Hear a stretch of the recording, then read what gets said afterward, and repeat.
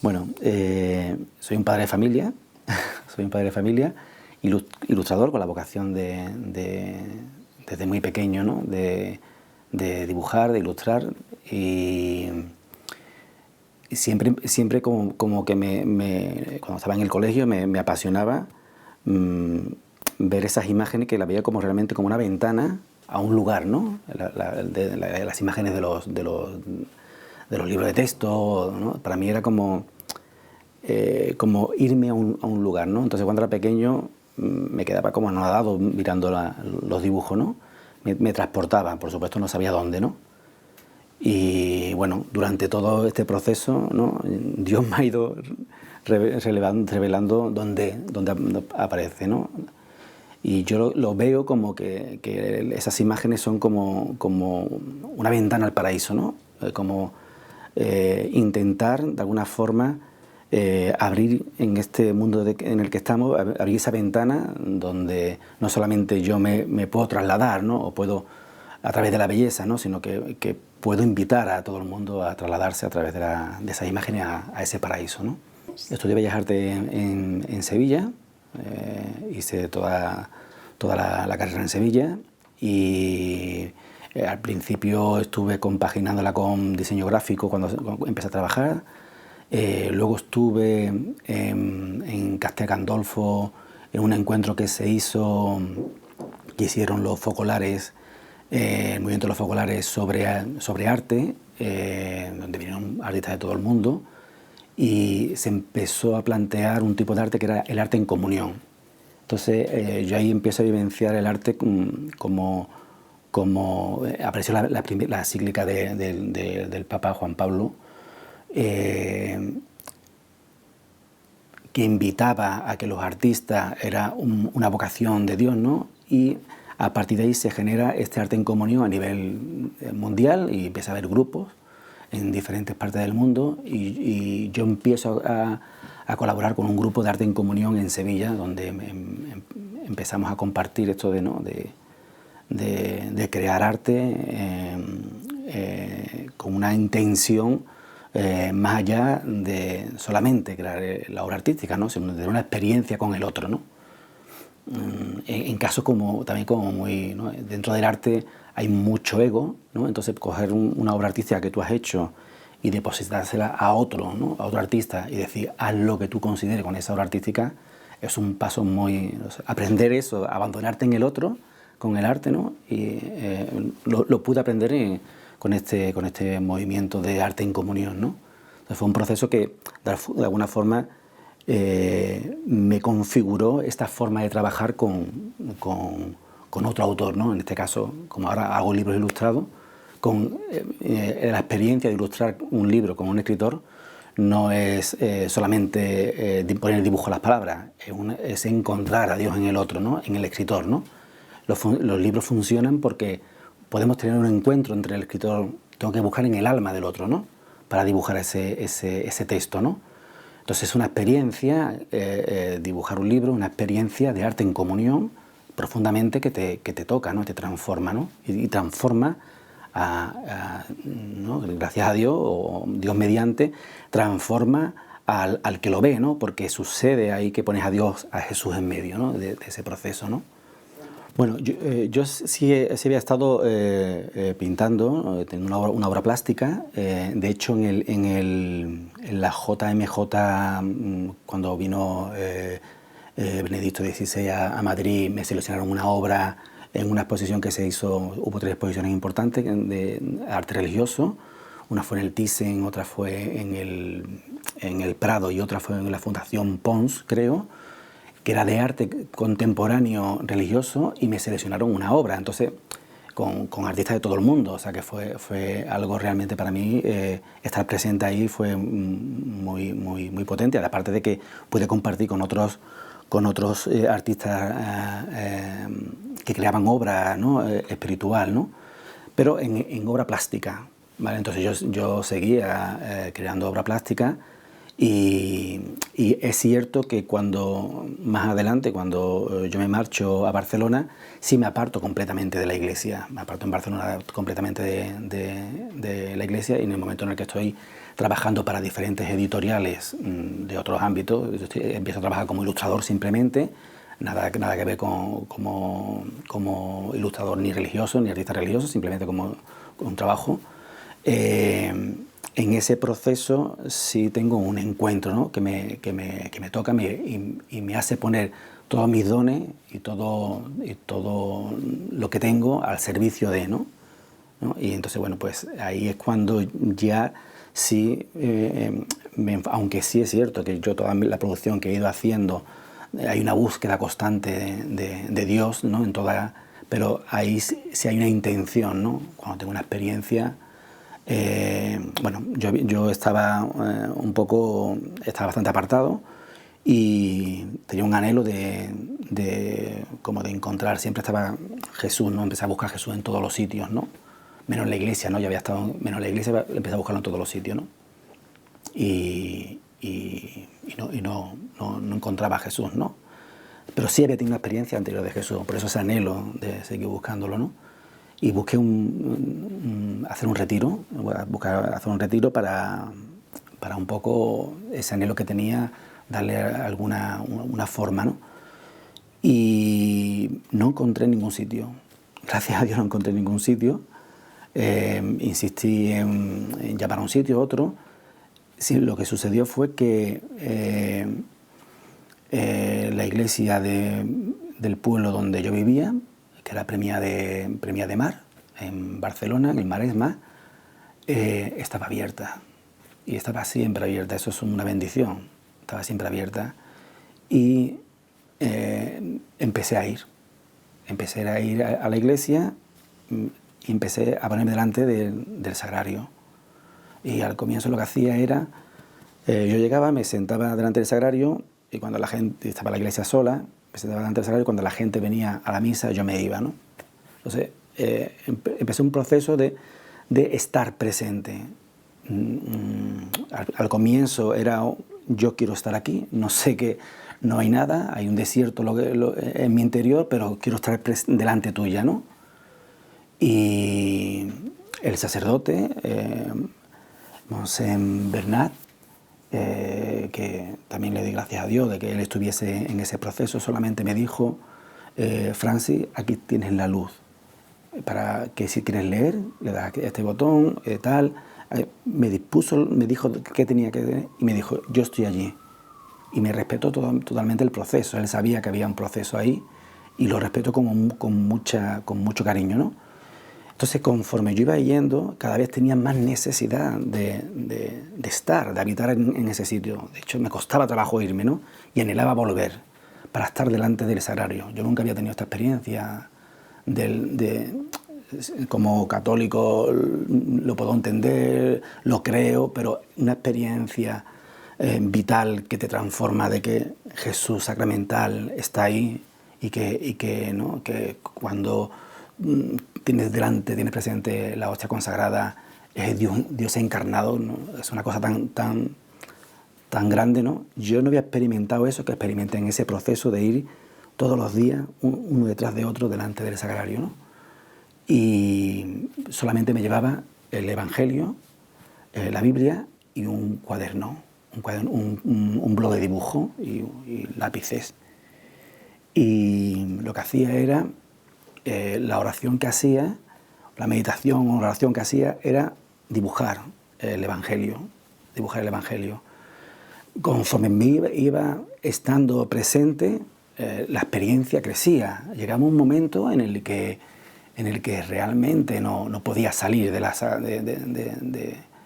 estar delante de la presencia del sagrario, porque me atrapaba tanto y me sentía tan bien, había una paz tan grande, que había momentos en los que ¿no? Esa era mi casa, ¿no? Tenía mi familia que estaba en mi casa, mi familia también vio toda esa transformación, ¿no? De hecho, mis hijos no habían hecho la confirmación y justo vivieron la experiencia esa y justo empezaron a hacer todo el proceso. Entonces, hubo un momento en el que esa presencia que tú la experimentas viva delante del sagrario te invade todo. Y esa paz ¿no? esa necesidad de acercarte al otro, ¿no? y de llevar ese amor, porque es un amor puro el que experimentaba ahí, ¿no? y trasladarlo, ¿no? Me hizo modificar muchas cosas en mi vida, ¿no? Pero en todo el proceso de oración, en todo el proceso de un día tras otro allí, me venía como muy presente esta experiencia la tenemos que hacer todos.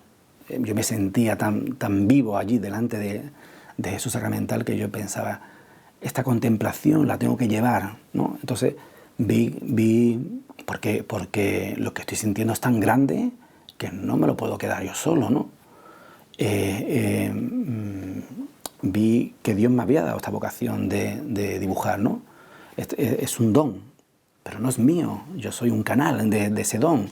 Dios me lo ha puesto para ver que, ¿no? Para que yo lo ponga en marcha, ¿no? Es un don donde... Entonces, ahí empieza a concebirse la idea de que tengo que publicar esta obra que era el Evangelio que estaba ilustrando, ¿no? Porque era el que había sido orado día tras día. Cada ilustración es una oración delante del sagrario, ¿no? Y entonces ahí nace la necesidad de crear una editorial, ¿no? Yo había estado trabajando para diferentes editoriales, ¿no? Crear una editorial que a través de la contemplación, a través de la belleza, el lector pueda encontrarse con lo sagrado, ¿no? Encontrarse con Dios, ¿no? A través de esa experiencia estética pueda llegar a Dios, ¿no? Y empezó Dios a hacer sus cosas. Recuerdo que al principio cuando le decía, bueno, empezó a traer gente que me ayudó a montarla. Yo no sabía montar una empresa, una empresa. Gente que, ¿no? Gente de la parroquia que me acompañaba me estuvo ayudando. Y cuando voy a montarla físicamente ya y tal, hay una persona que no es creyente, que es atea, que me dice, que es un empresario, era un empresario catalán, y me dice, yo la monto contigo.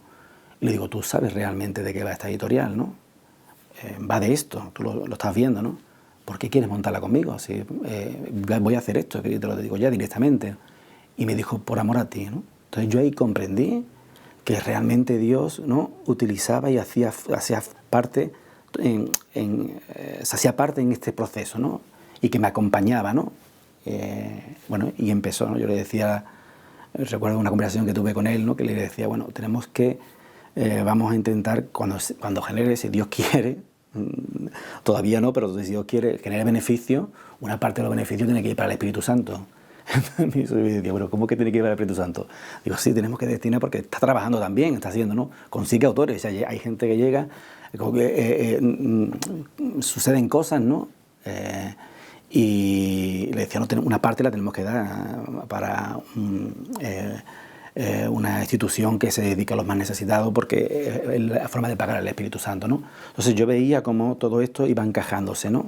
Y en este proceso, por supuesto, mi familia, que es la que me sustentaba en todo este proceso, ¿no? Mi mujer, teníamos una casa en Sevilla y decidimos vender la casa, pagamos la hipoteca, que era gran parte de vender la casa, y montamos la editorial. Entonces era poner todos tus dones al servicio de Dios, ¿no?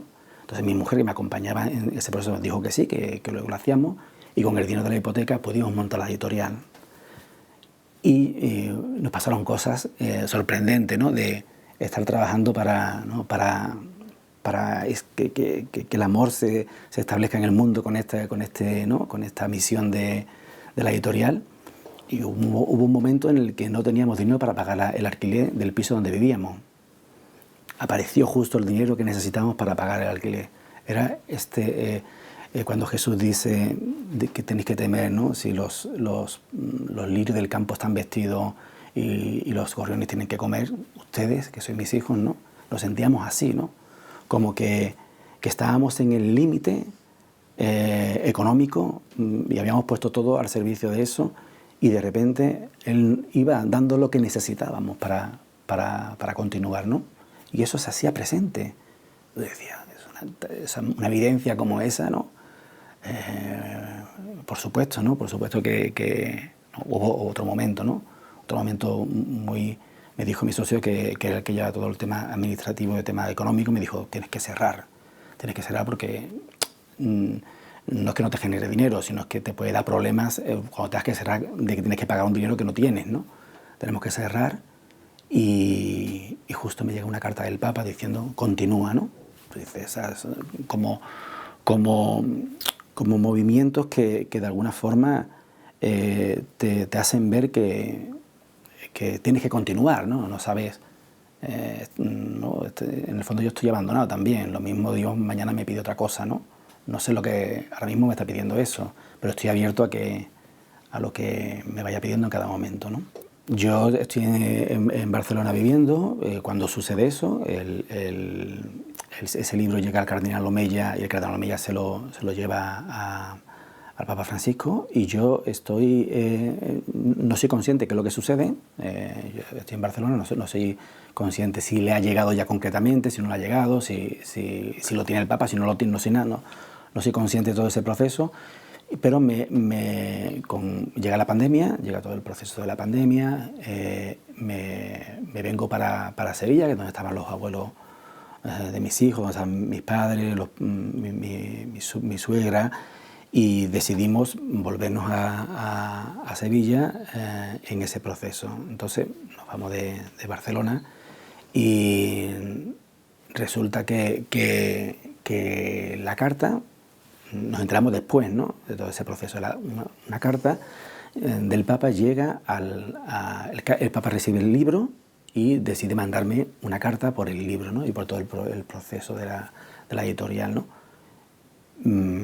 La manda a la casa donde yo vivía en Barcelona, que yo ya no vivo allí, vivía otro inquilino. Y según nos contaba este buen hombre, recoge las cartas del buzón, la deja allí y los niños pues abren todas las cartas.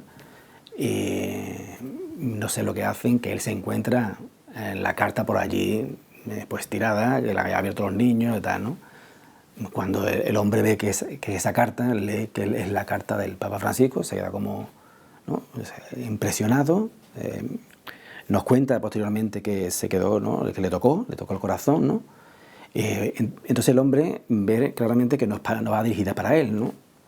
Y investiga, no sé cómo lo hace, investiga quién vivía allí y consigue el teléfono de nosotros y nos llama desde Barcelona a Sevilla contándonos este episodio, ¿no?, tan milagroso, tan extraño, ¿no?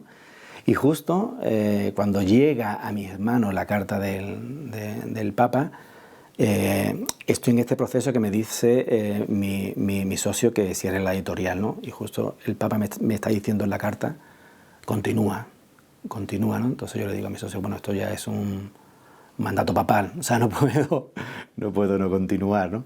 Y decido tirar para adelante, ¿no?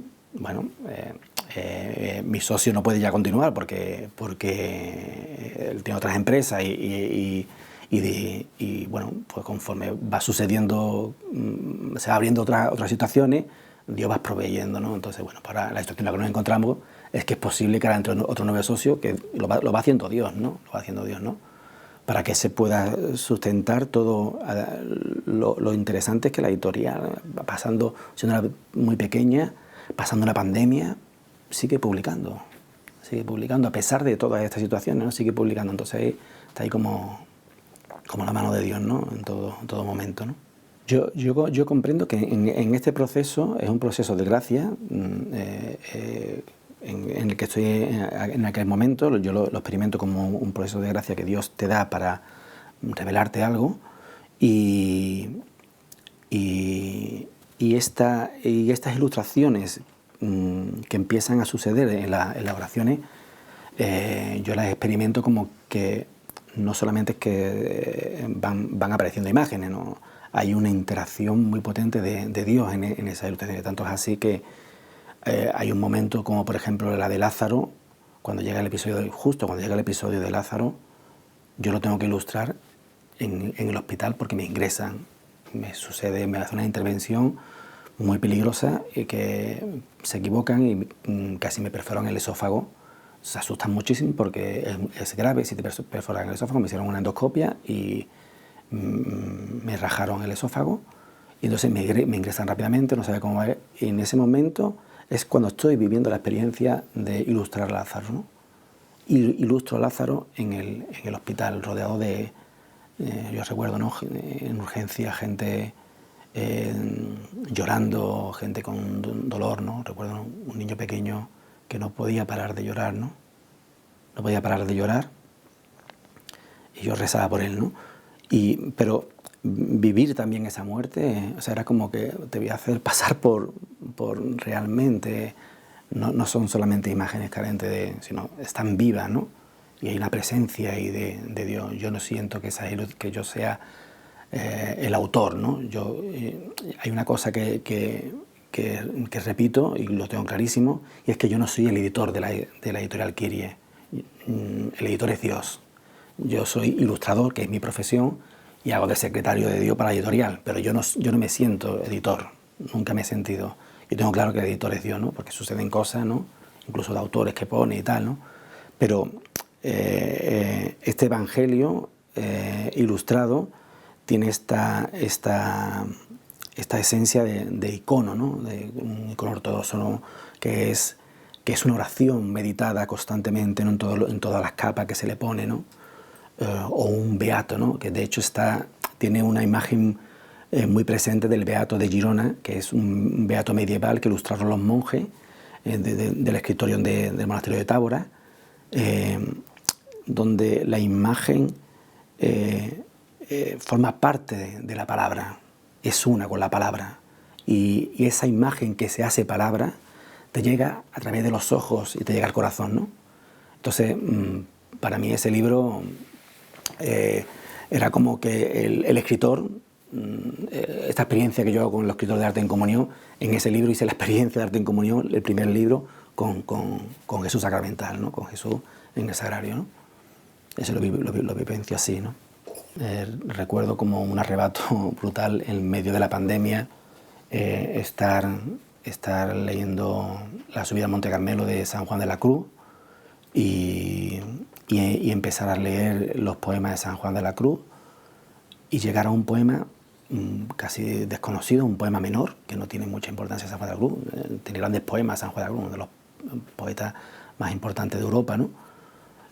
Y llegar a un poema que el pastorcico, un pastorcico solo está penando, que me hace llorar, me toca el corazón y me hace llorar de una forma tan arrebatadora, y experimento como San Juan de la Cruz, ¿no? O sea, cómo es capaz de conectar con el dolor de Jesús ante su pueblo, ¿no? Es la historia del amor de un pastor a su pastora, ¿no? Y su pastora le rechaza, ¿no? Una historia preciosa, ¿no? Y como San Juan es capaz de conectar con el dolor, ¿no?, de ese pastor, que es Jesús, ¿no? Y cómo persiste, ¿no? Persiste una y otra vez, como Seas, ¿no? Con su mujer, persiste una y otra vez, ¿no? Nunca la abandona, ¿no? Y me tocó tanto experimentar a través de San Juan el dolor de Jesús por su pueblo, ¿no? Por cada uno de nosotros, ¿no? Esto que dice en el Antiguo Testamento, ¿no? Te llevo tatuada la palma de mi mano, ese amor tan concreto y que tanto te arrebata, ¿no? Que no pude responder de otra forma que no fue ilustrándolo. Entonces ilustré el pastorcico de San Juan de la Cruz y bueno, fue una experiencia para mí brutal, ¿no? Luego posteriormente le hizo un prólogo el jesuita Javier Meloni, le hizo el prólogo, lo vio, le gustó muchísimo y decidió hacer un prólogo hermoso sobre San Juan de la Cruz, ¿no? Precioso. Ese es San Juan de la Cruz, ¿no? Luego hay otro que es Ojos grises, semillas para un mundo mejor, que está más en la línea, ¿no?, de Laudato Si, ¿no?, esta vuelta, en el fondo esta vuelta, ¿no?, cuidar nuestra casa, ¿no?, cuidar la tierra, ¿no?, esta vuelta al paraíso, ¿no? Si nos cuidamos cada una de las semillas, es un personaje que va recolectando semillas, ¿no? Pero a la vez acompaña a una familia que se ha quedado en paro, que no tiene nada, y la acompaña a un lugar donde se comparte, ¿no? Donde hay una comunidad donde comparte todo, ¿no? Con ellos, ¿no? Entonces hay un proceso ahí también de un proyecto social, ¿no? Un proyecto de que ¿no? de lo que sabemos todos, ¿no? Que hay suficiente alimentación en el mundo para comer todos. ¿Cómo es que hay hambre en el mundo, no? Cielo y Tierra es un proyecto que viene totalmente de Dios, es una cosa como muy sorprendente como aparece Cielo y Tierra. Cielo y Tierra aparece, hay una chica sufí que es una de las eruditas que más se conocen en España sobre Santa Teresa de Jesús, y yo la conozco. Lo que como habla me hace conectarme con Santa Teresa, con Dios, ¿no? Acaba de ilustrar el libro de San Juan de la Cruz, ¿no? Y le propongo, le digo que le hago una propuesta, le digo, es madre de, creo que son 6 o 7 hijos, no sé, es madre de muchos hijos, y le digo, ¿qué libro quisiese leerle tú a tu hija? Ese libro es el que quiero publicar con la editorial Alquiria, ¿no? Entonces ella relata un cuento que es la búsqueda de Dios, que es tierra que busca a su madre, tierra que busca a su padre, que comienza desde el centro de la tierra, y cielo que está en el cielo busca a su madre, ¿no? Entonces es un libro muy interesante porque el comienzo tanto está por delante como por detrás, porque tierra comienza por la parte de atrás del libro, o por la parte de delante del libro, por una de las partes, y cielo por la otra parte, ¿no? Y el final se encuentra en el centro, ¿no? Entonces va relatando ese viaje de encuentro con Dios, ¿no? Que habita en el corazón, dice ella, ¿no? En el corazón del creyente. Entonces ese encuentro que sucede desde ese camino, sucede en cosas, ¿no? Cuenta lo que está contando un relato universal, que es la búsqueda realmente de Dios, ¿no? La búsqueda del Padre, la búsqueda de la Madre, ¿no? Y por supuesto suceden cosas, ¿no? con este proceso de arte en comunión, ¿no? Lo primero que sucede es que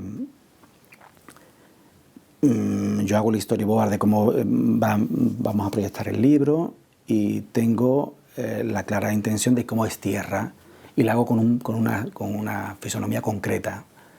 Resulta que tierra, llega un momento en que tengo un sueño y le cambio completamente. Con el sueño que tengo, cambio completamente, o sea, como un sueño donde aparece tierra, ¿no?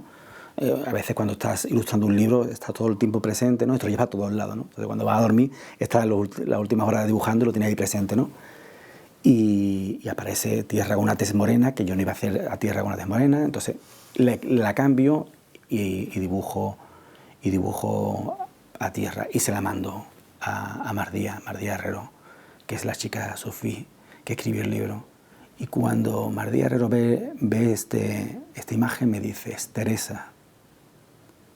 Teresa es una amiga íntima de su hijo, que es hija de un matrimonio, que ellos son habían sido de los Nakatomenales, que había fallecido.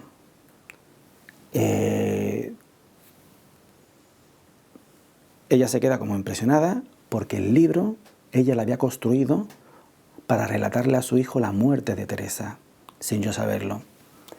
Su hijo lo había pasado muy mal con el proceso de la muerte de Teresa, y era un libro que respondía un poco a esta demanda de ella de cómo explicarle a su hijo dónde estaba su amiga, ¿no?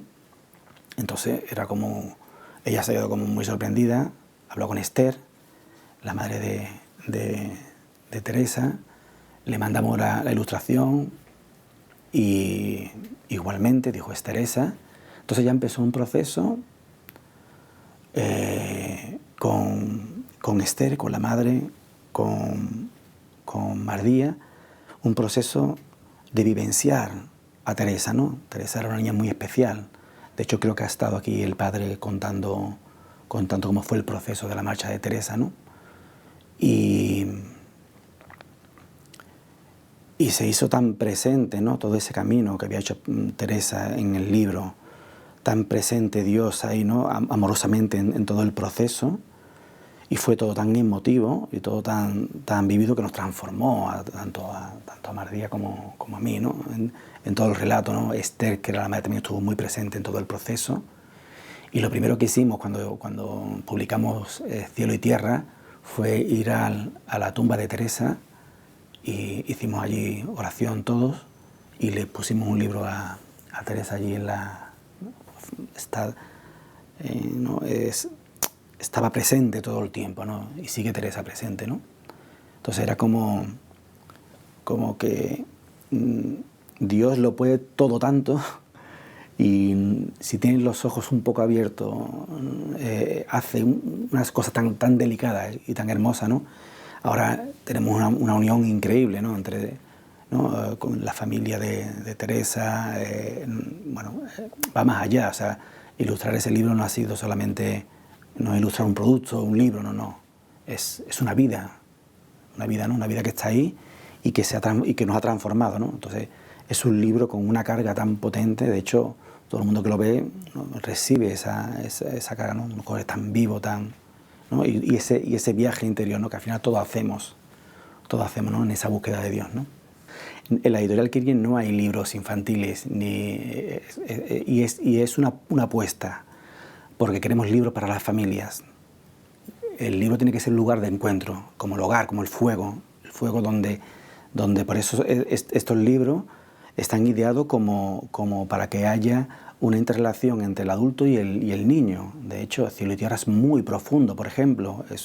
Hay análisis ahí muy profundo de adulto, y a la vez también hay un discurso infantil. Entonces, el libro, entendemos nosotros que esta experiencia a través del libro, esta experiencia de contemplación del libro, no solamente es individual, sino creemos en que tiene que estar en el núcleo familiar. Y no solamente en el núcleo familiar, sino también en la comunidad, que sea relatado en comunidad, que sea relatado en un núcleo familiar. Por eso nos distinguimos, son libros para todos, y no queremos distinguir, porque creo que también tenemos que potenciar este discurso de familia, de decir que el centro de la familia, ¿no? O este discurso ancestral, ¿no? Que también hemos perdido, ¿no? Sobre relatar las historias en familia, en comunidad, ¿no? Yo recuerdo cuando yo era muy pequeño que se bajaba mi madre con todas las mujeres del bloque, unas sillitas allí en la puerta, y se ponían en unas sillitas de Enea todas las mujeres del bloque por la noche en verano, porque sabían que no se podía estar con el calor. Entonces en verano se bajaban y hablaban. Y yo era un pequeño, vivía ese encuentro de todo un piso, de toda una comunidad de vecinos, donde se habla. Eso se ha perdido, ¿no? Eso se ha perdido. Entonces, eso es tan hermoso, y queremos que una de las cosas de la línea editorial es que sea un encuentro el libro, un encuentro para propiciar este encuentro con los otros, ¿no? Y con la familia, por supuesto, ¿no?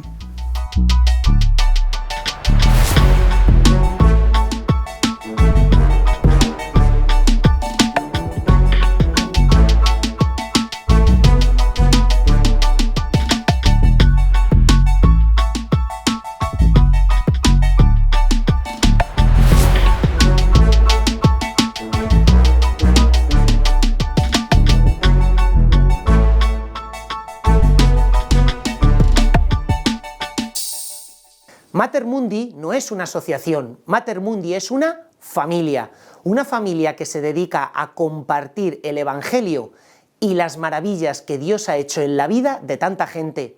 Te lo digo a ti, que ya tienes experiencia del bien tan impresionante que hacen estos vídeos.